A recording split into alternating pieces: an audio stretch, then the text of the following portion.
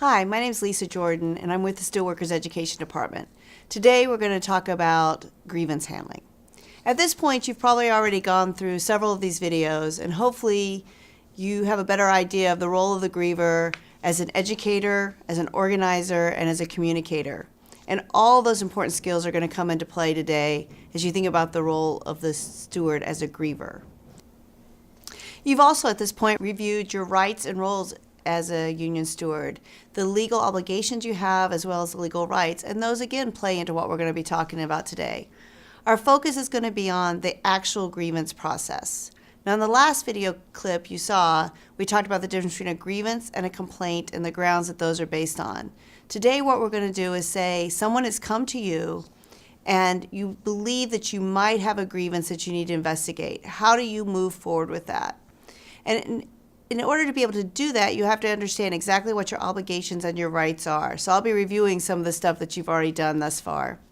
So a member comes to you and says, hey, I got bypassed for overtime. What do you do? Well, first of all, what we know is we got to double check everything. You as a steward, remember the equality principle? Basically what it says is when you're dealing with management, you are an equal to management. The second thing is going to be really important in the grievance investigation process is knowing that you have a right to information.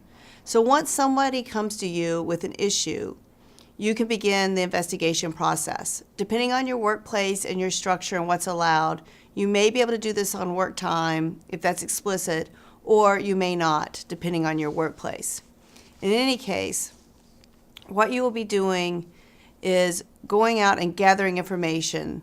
Who was involved? The what happened, when did it happen, and all the information you might need. We have a form that's a grievance investigation form, and it'll walk you through all the questions you need to ask. But basically, you need to talk to all the parties involved, and you need to follow up on all information. So in the case I just mentioned, if somebody tells you they were bypassed for overtime, the first thing you'd want to do is look at the contract language. Does the contract language specifically set out an overtime policy?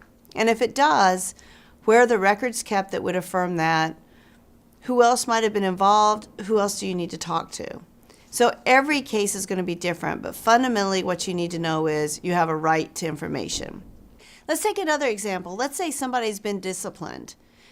As a steward, when that person comes to you, hopefully you already had a heads up because during the investigatory meeting that might lead to discipline, they exercise their Weingarten rights.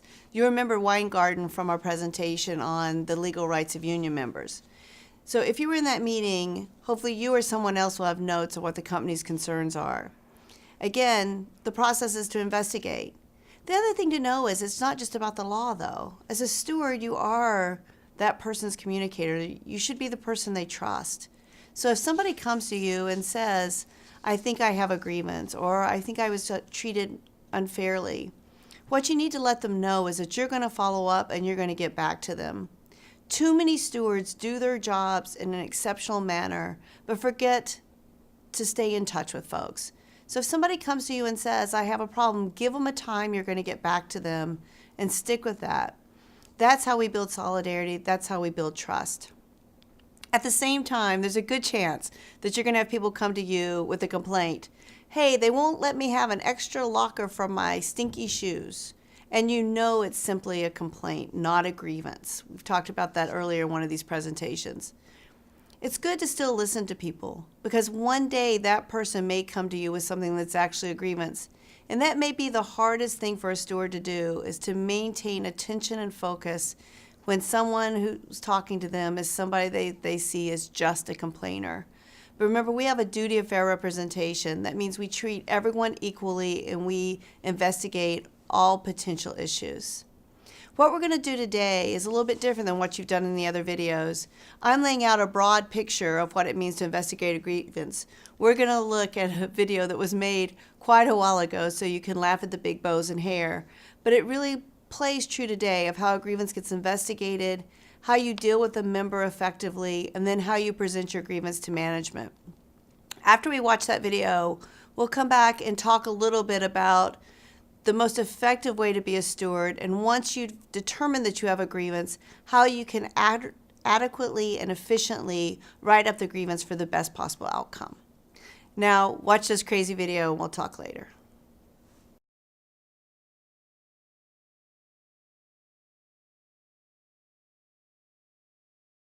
So as you'll see in the video, or as you saw in the video, the steward in each case did things properly and things improperly. But what we learned from this is that there's a way of dealing with members that can make members feel engaged and cared about. Our first steward, if you'll remember, made all kinds of promises that he wasn't sure that he could keep. And that's something we have to be careful of when we're handling people's issues. We need to take in the information knowing that we need to investigate and double check all facts. We also need to make sure, as I said, that we get back in touch with people and people feel like we have concern for them. Our last steward, the one that went to management, properly investigated the grievance. They made sure that they found out who was involved in the issue, what happened, when the grievance occurred, where the grievance occurred, what the demands for settlement were, and then she went to management and presented her case in a very effective way. She didn't become overly emotional, but she remembered that in dealing with management, she isn't equal to them. She asked for all the information she needed to make her case. And now, though she's been denied by management at the first step, she's ready to write the grievance. There's two forms that you need to know we have as a union. The first is the grievance investigation form. And you'll be able to walk through the investigation process by using that. The second is our standard grievance form. The standard grievance form, you don't want to share all your information with management on that form. Basically, what you do is you write out what happened, why it's a grievance, and what resolution you want. And it's important to remember a few things when you do that.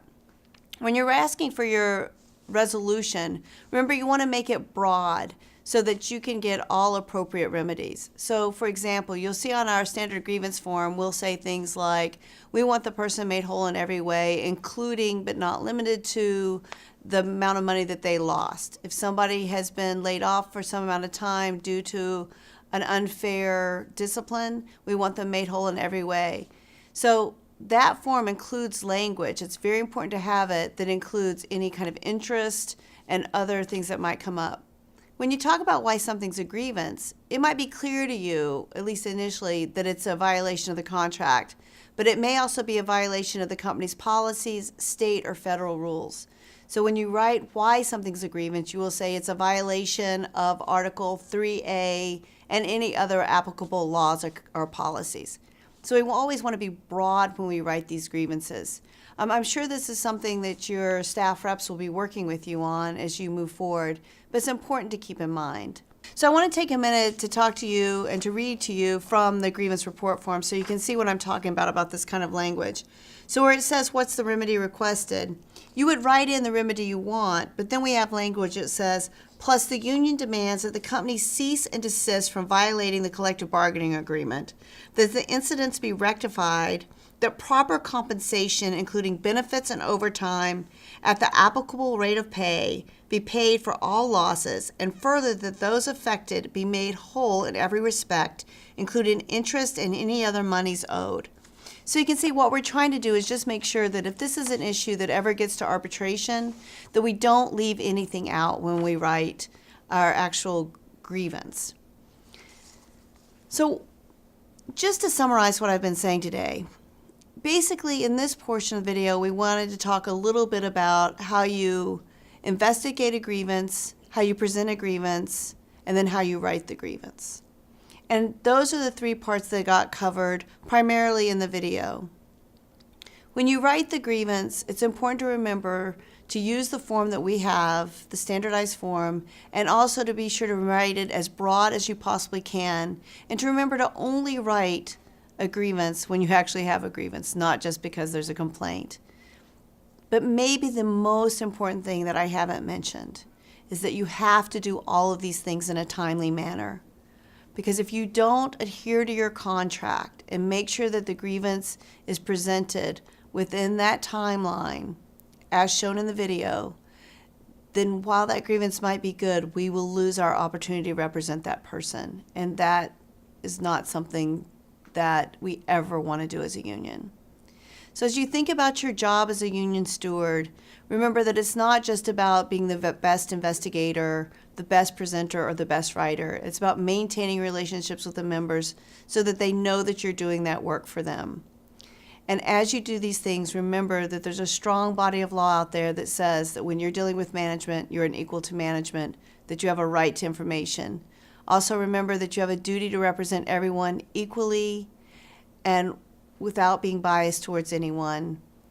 And as you move through this process, remember that every time you deal with a member, it's an opportunity to be an organizer, the opportunity to be an educator, an opportunity to engage them in the work that the union does.